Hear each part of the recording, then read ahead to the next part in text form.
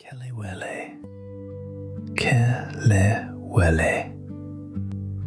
The taste of an Accra evening. Accra, when the sun goes down over Ghana, and the street corners begin to smoke and sizzle. Ripe plantain, cut and spiced and fried dark. This is the snack a whole city walks home to. Every night market in Accra has its Kelewele woman, and everyone swears her spice is the secret. The vendors of the Ga people,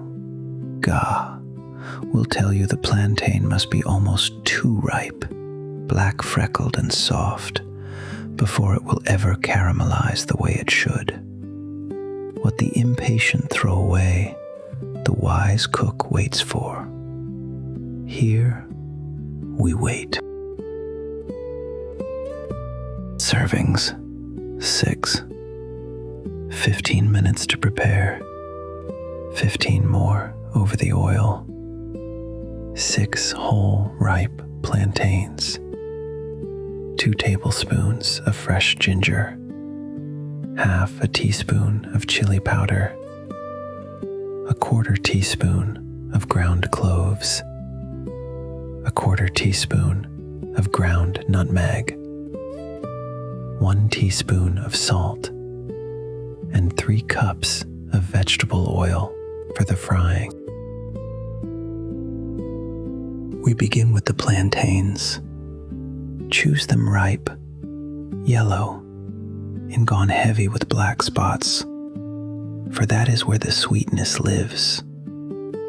Peel each one and cut them into small cubes, about 1/2 inch, even and neat, so that every piece fries at the very same pace.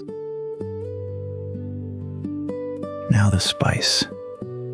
Into a bowl, 2 tablespoons of grated ginger, half a teaspoon of chili powder for the warmth, 1/4 teaspoon of ground cloves, 1/4 teaspoon of nutmeg, and 1 teaspoon of salt.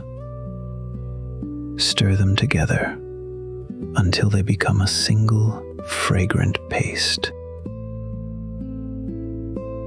Add the plantain cubes to the bowl and toss them gently, turning them over and over until every side wears the spice.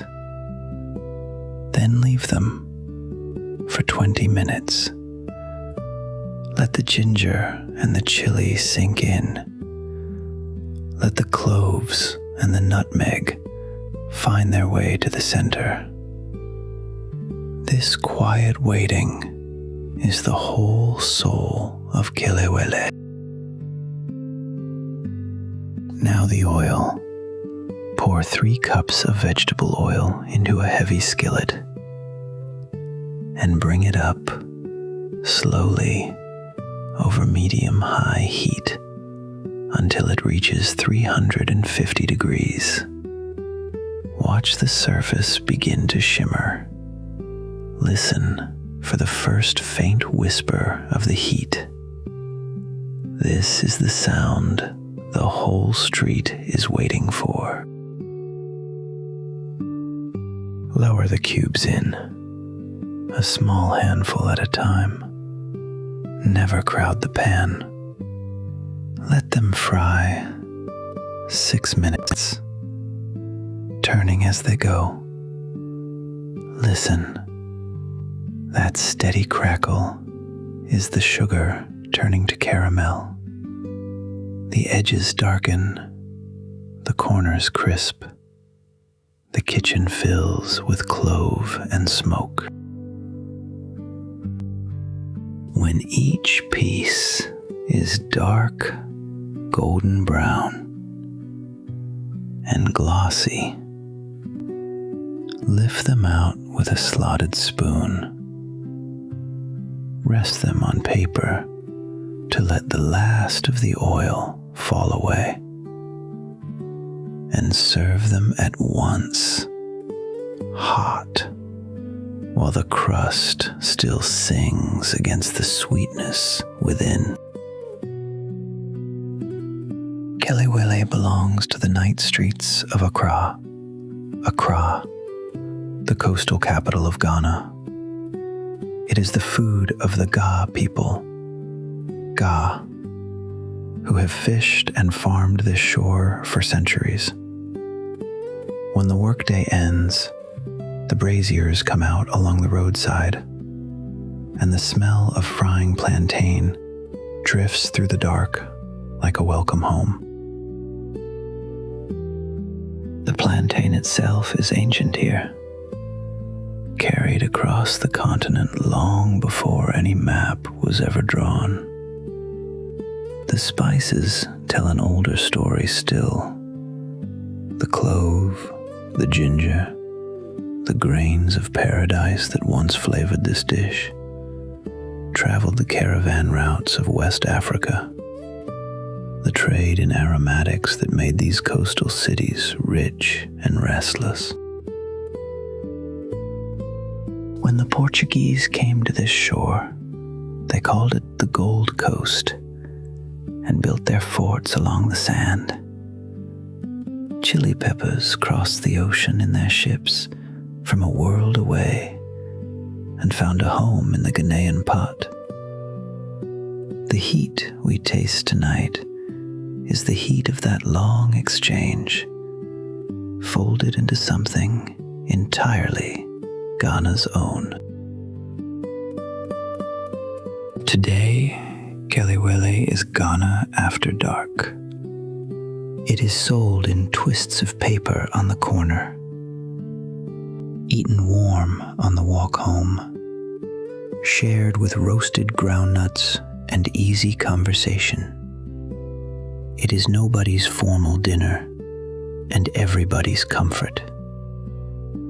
To buy a small bag of Kelewele is to belong for a moment to the whole glowing street.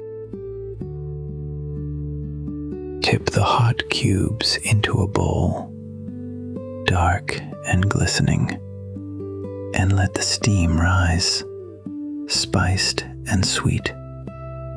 Scatter a few roasted groundnuts across the top if you like, and taste the crackle first, and then the soft.